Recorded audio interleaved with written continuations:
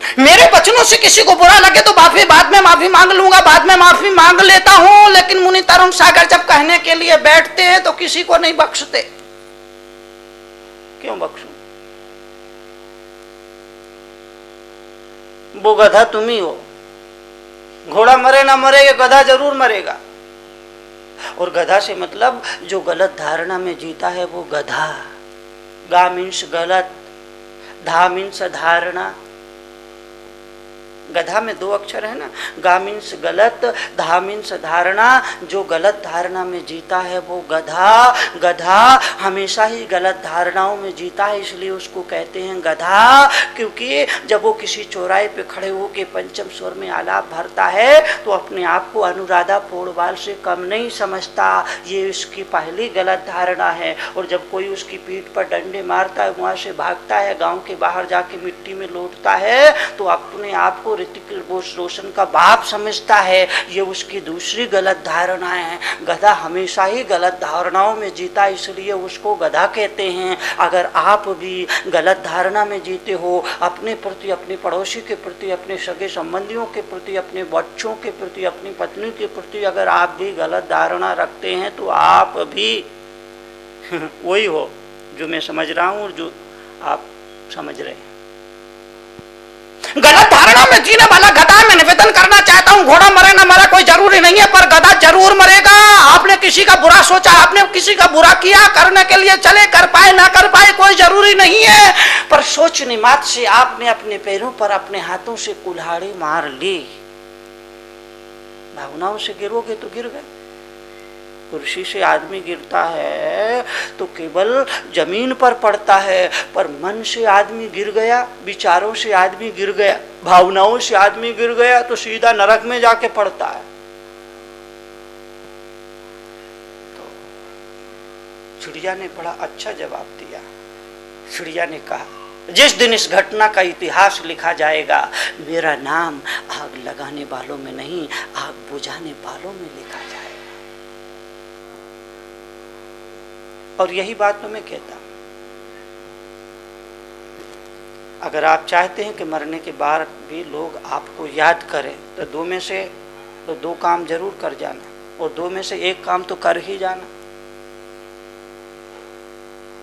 अगर आप चाहते हैं कि मरने के बाद आपको लोग दुनिया में भुला न दें, अगर आप चाहते हैं कि मरने के बाद भी लोग आपको याद करें, तो दो में से एक कोई भी काम कर जाओ। या तो करने जैसा, या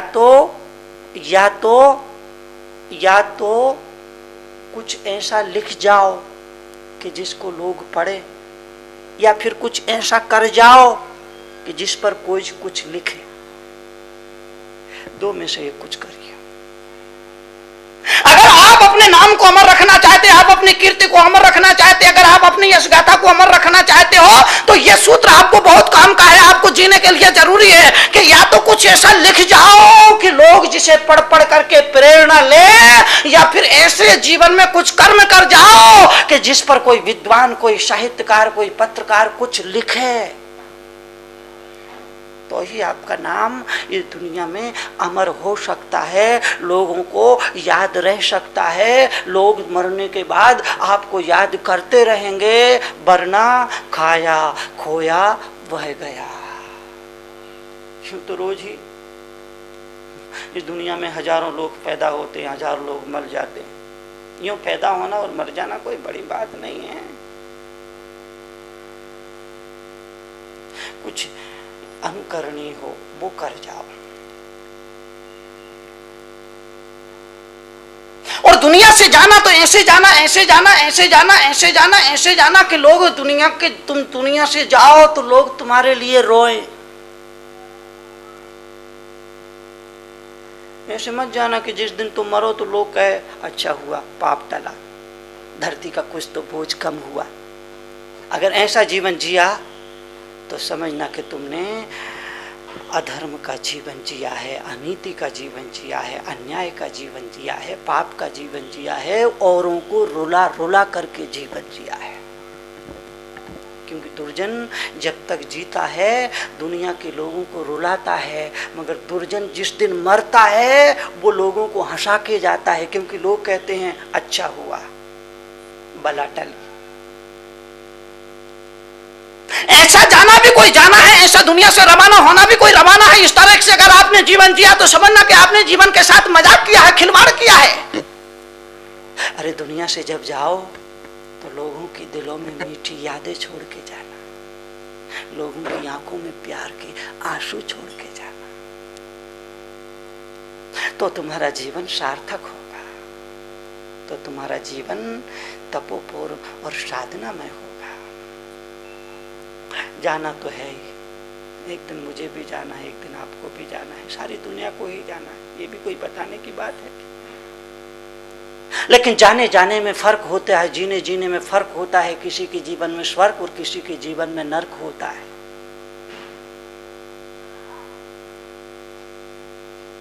जाने जाने में जो फर्क होता है वो फर्क को समझ लेना। इसलिए मैं निवेदन करूंगा कि दुनिया से जाओ, दुनिया से जाओ, दुनिया से जाओ, दुनिया से विदा लो, दुनिया से विदा लो तो लोगों के दिलों में मीठी मीठी यादों को छोड़ जाना और दुनिया वालों की आंखों में प्यार के आंसू छोड़ जाना।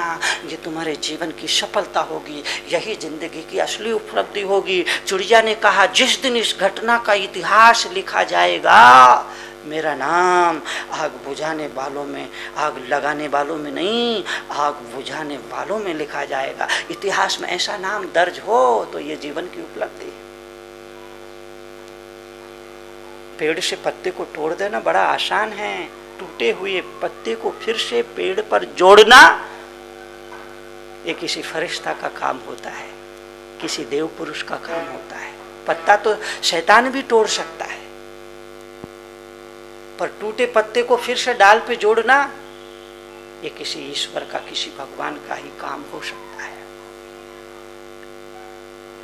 किसी का जान ले लेना, किसी के प्राणों के साथ खेल जाना, किसी की हत्या कर देना, किसी का मर्डर कर देना, किसी के जीवन को तबाह कर देना, किसी के जीवन को बर्बाद कर देना, यह शैतान का काम है, बड़ा आसान है। किसी को जीवन दे देना, किसी की जिंदगी में खुशियों को दे देना, किसी को जीने का आधार दे देना, किसी को जीवन का मकसद दे देना, ये किसी देव पुरुष का काम है, ये किसी संत पुरुष का काम है, ये किसी सज्जन पुरुष का काम है, ये किसी महापुरुष का काम है।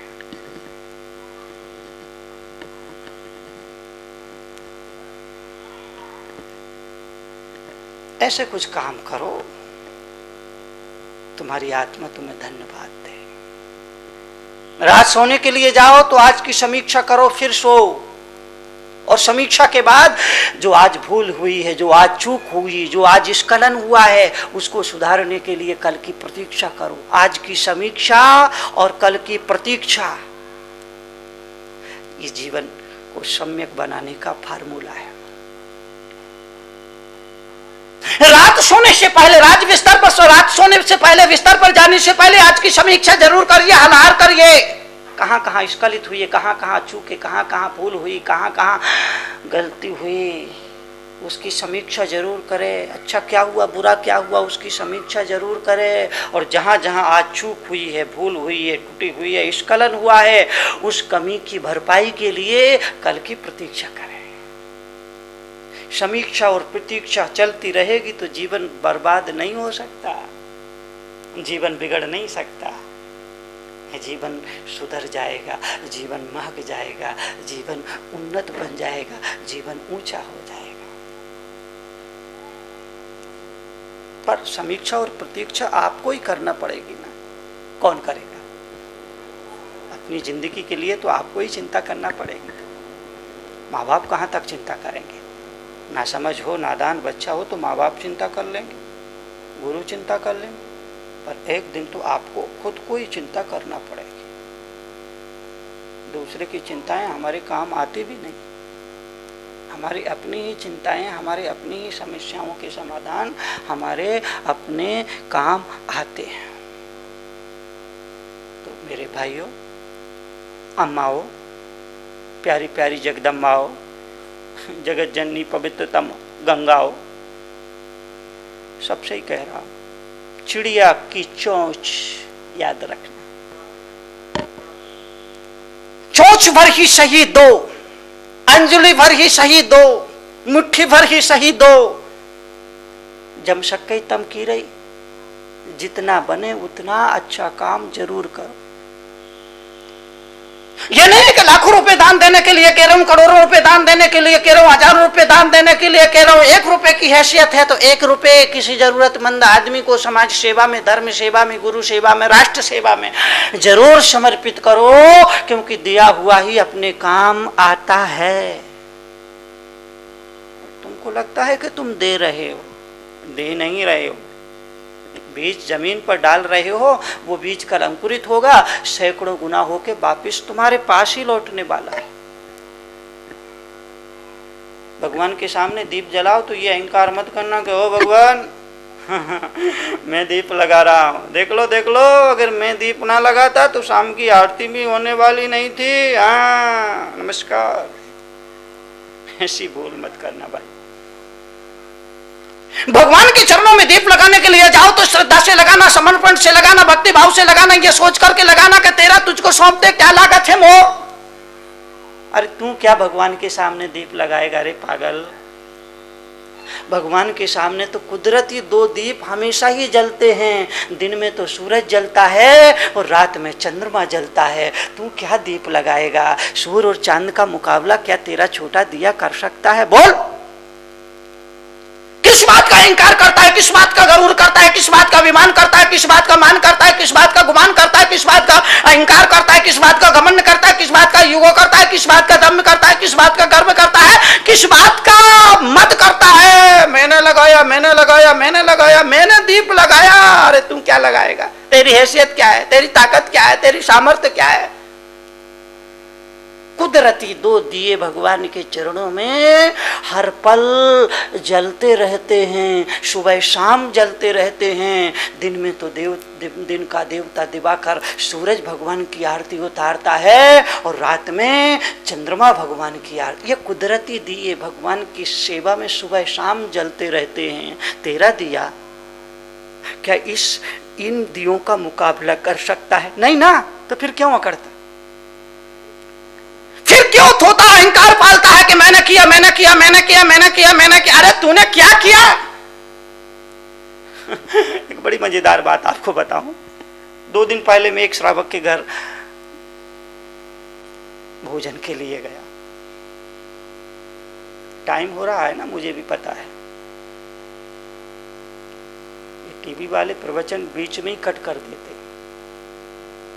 2 दिन पहले मैं एक श्रावक के यहाँ भोजन के लिए गया, मैं भोजन कर रहा था। वो भोजन श्रावक मुझे भोजन करा रहा था। भोजन कराते कराते बार बार कह रहा था, मुनि जी मैंने आपको यहाँ बुलाया, मुनि जी मेरी चाहत थी कि आप यहाँ पर आए, मुनि जी मैं आपके साहित्य को पढ़ता हूँ, मुनि जी मैं आपका प्रवचन टीवी पर सुनता हूँ, मुनि जी मैं आपकी अहिंसा महाकुंभ जो विचारों की प्रतिनिधि पत्रिका उसको वर्षों से अपने घर बुलाता हूँ, पढ़ता हूँ, उसका प्रचार प्रसार करता हूँ। मुनि जी मेरा प्रयास, मुनि जी मैंने कहा चुप, पहले मुझे शांति से भोजन कर लेने दे, फिर मैं तेरे से निपटता हूं। क्या मैं रखा है तूने।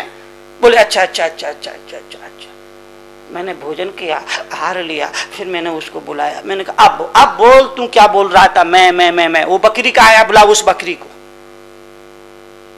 मैंने कहा तू ये सोचता है कि तूने मुझे खिलाया तो ये तेरा भ्रम है, ये तेरा अहंकार है। तो कह रहा था ना मैंने आपको आहार किया, मैंने आपको आहार दिया, मैंने आपको पहले भी आहार दिया था, मैं आपको बाद में भी आहार दूंगा।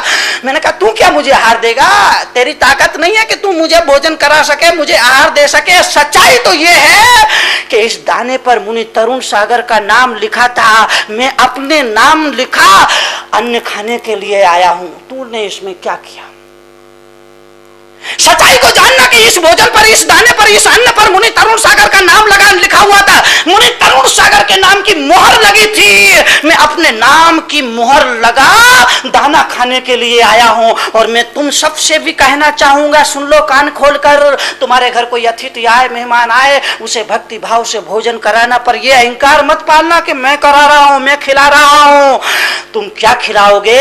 आने वाले अतिथि अपने नाम की मोहर लगा दाना खाने के लिए आया है, इसलिए अहंकार मत पालना, पर चोंच में भर करके कुछ न कुछ समर्पित जरूर करना। समाज सेवा के लिए, धर्म सेवा के लिए, राष्ट्र सेवा के लिए और किसी जरूरतमंद भाई बहन की सेवा के लिए। चोंच भर भी अगर तुमने दिया वो तुम्हारा अपना है, बाकी भंडार भरे पड़े रह जाएंगे और तुम एक दिन दुनिया से